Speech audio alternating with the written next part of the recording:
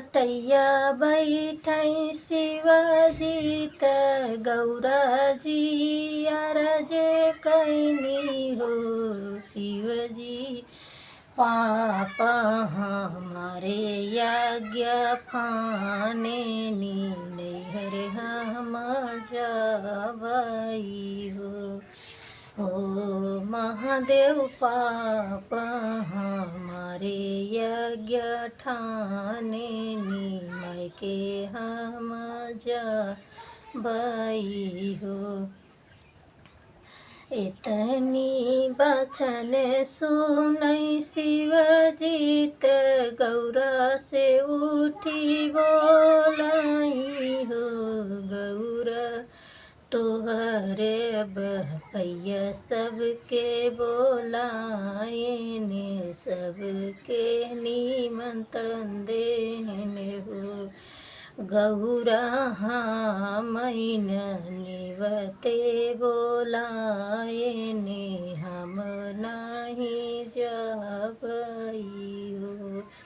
इतनी बचन सुनै गौरत शिवजी से पूछई हो शिवजी हम हूँ जबई अपने घरे वाते पापा यज्ञ फानेनी हो ओ गौरा पहुँचीनी अपने नैहरवत माई से अरज करई भौजी से त पूछई हो भैया कवन गुनाह ऐसन भइलेत न्योते ना बोलायत शिव के ना निमंत्रण दीह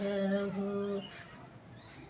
इतनी बचन सुनै हिमांचल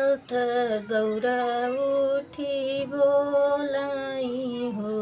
गौरा नहीं भेजे नौआ से कहाँ रत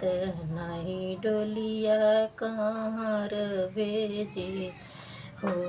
गौरा नहीं हम नहीं भेजेत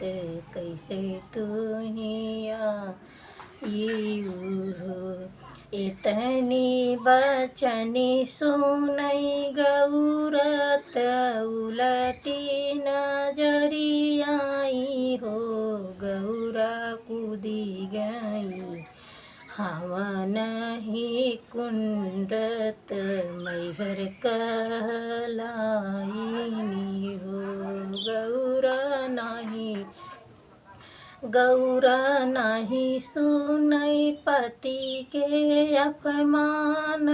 हवन कुंड कूदिनी हो गौरा शिवजी